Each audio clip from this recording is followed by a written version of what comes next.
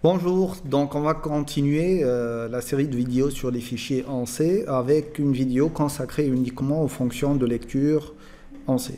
Donc on va voir les différentes fonctionnalités de lecture, on ne va pas sortir de ce mode R. D'accord?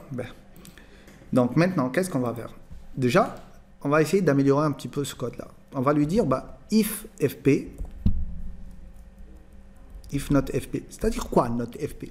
C'est-à-dire en fait que le fp est nul. C'est-à-dire que lorsqu'on a utilisé un fopen, il n'a pas pu ouvrir le fichier.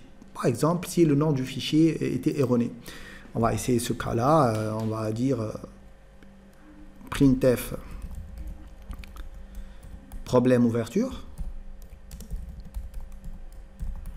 OK. Et après, on va faire un exit de 0. Donc exit, il va nous sortir directement du programme. Et là, on va directement ajouter la bibliothèque qui contient cet exit-là, c'est-à-dire le stdlib. D'accord? Donc là, on va lui dire, tu vas nous chercher stdlib. Pas de majuscule. stdlib. Voilà.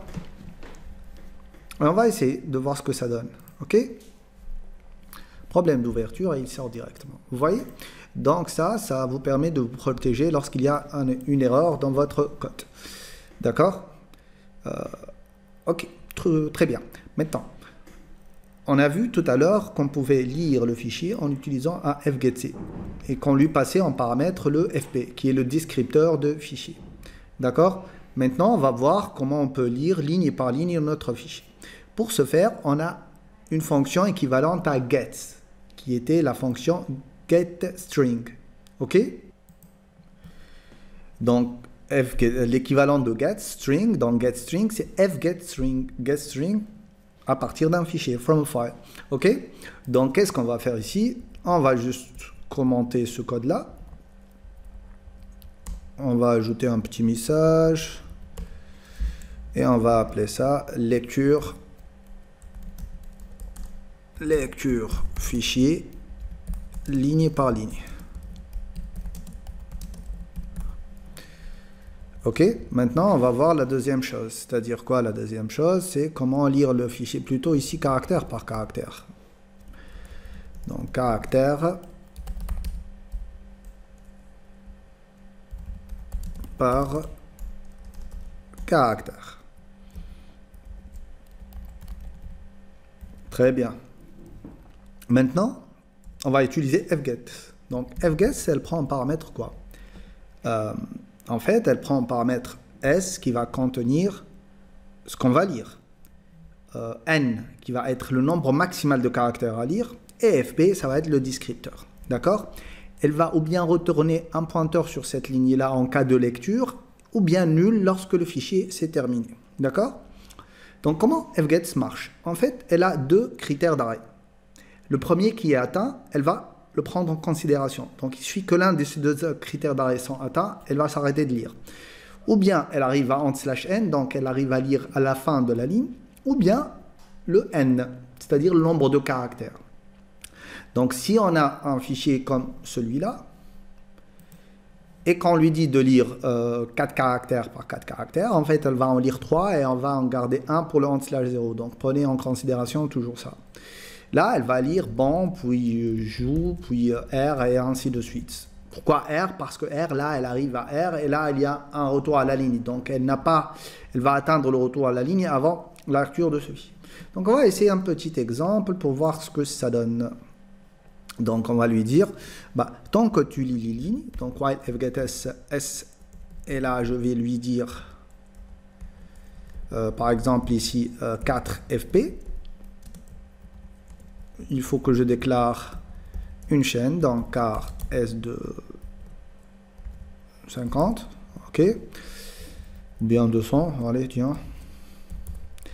Là, qu'est-ce qu'elle... Et là, à chaque fois, je vais faire un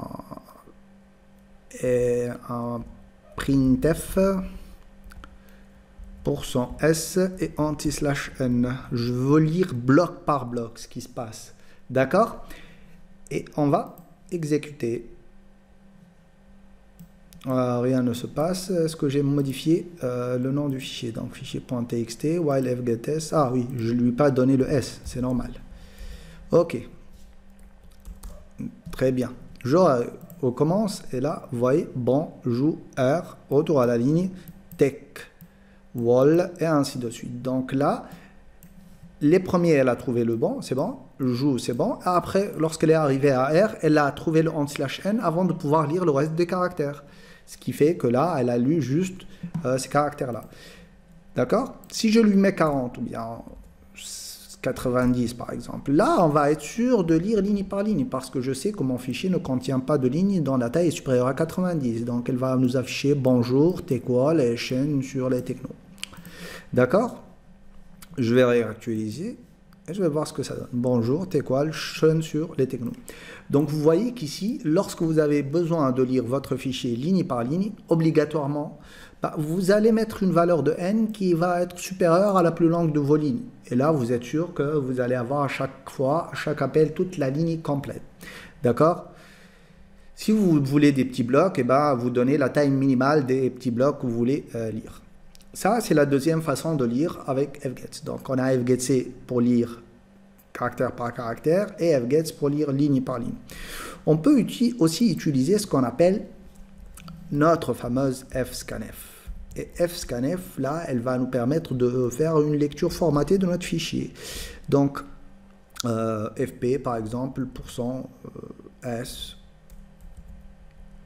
Et là, on va lui dire, tu vas mettre ça dans S, d'accord? Et je vais commenter ça. Hop.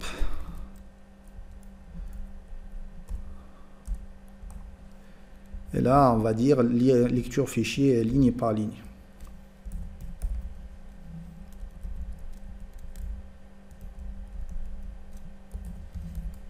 Voilà. Et là, qu'est-ce qui va se passer?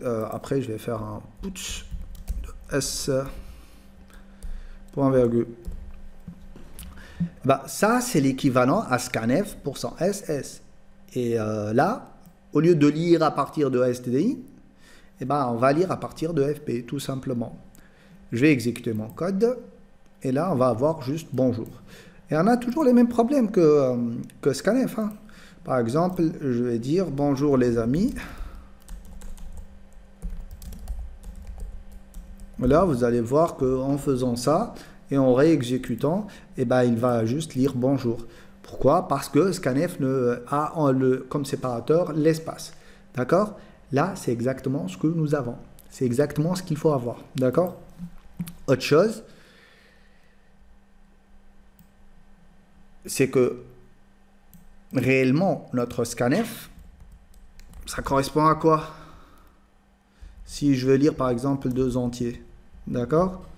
Et là, je vais avoir int x, y. Là, je vais vous montrer que scanf travaille sur un fichier et que ce fichier-là, il s'appelle std_out, std_in, pardon.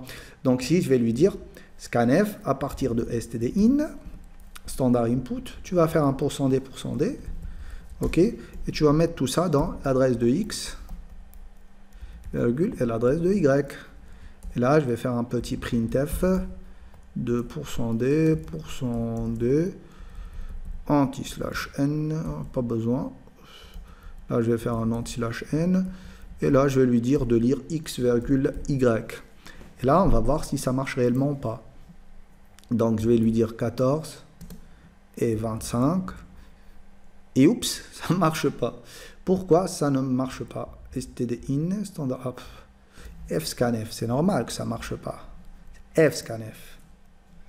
Donc, si je mets 25 et 14, et hop, ça marche. Et donc, ça a prouvé que scanf, c'est une lecture à partir d'un fichier, et que ce fichier, c'est un fichier std_in. Donc, réellement, scanf, c'est quoi? C'est un fscanf particulier, tout simplement. Et puisqu'on sait qu'on va toujours lire à partir de std_in, au lieu d'aller nous obliger à dire toujours fscanf, std_in, blablabla, elle nous dit, ok, utilisez scanf, et elle va faire appel à fscanf en lisant à partir de std_in. Donc, ils vont prendre cette partie-là et la copier-coller, de même pour cette partie-là, et il va appeler la fonction fscanf. Donc, on a vu ici comment lire dans un fichier à partir de toutes leurs fonctionnalités. Ce qu'il faut savoir, c'est qu'on est toujours en train d'avancer à chaque lecture. Si on lit une ligne, on avance à la ligne d'après. Si on lit 3 caractères, on pointe vers le 4e, et ainsi de suite. Avec fscanf, la différence avec fget, c'est qu'avec fscanf, c'est une lecture formatée. On peut lire les formats qu'on veut à partir de notre fichier. Par contre, fget, elle va prendre toute la ligne en se basant sur les deux contraintes. D'accord? Je vais juste commenter ce truc-là. Je vais commenter ça aussi. Et je vais essayer de vous montrer quelque chose. Donc ici, je vais faire là. Voilà. Je vais enlever ça. Je vais faire la même chose ici. Et je vais enlever ça. Je vais juste dire que là, après le caractère, je vais faire un petit retour à la ligne. Et là, je vais exécuter. Normalement, elle va m'afficher le fichier de deux façons. Donc, en ligne par ligne et après caractère par caractère. En exécutant, eh ben non. On a juste ligne par ligne. Pourquoi? Bah, tout simplement parce que notre fichier, il arrive à sa fin. Et que lorsqu'on a voulu exécuter while fc égale fget différent de end of file, bah, elle n'était pas différente de end of file. Maintenant, si j'inverse ces deux fonctions-là, automatiquement, qu'est-ce qu'on va avoir? Eh bien, on va avoir l'affichage caractère par caractère et c'est tout. Voilà, bonjour sur les technos. Et là, on n'a plus rien parce que le fget, dès le départ, il va sortir de la boucle parce qu'on est arrivé à la fin de la ligne. Ça montre que, en fait, le descripteur il avance automatiquement à chaque lecture de notre fichier. Voilà.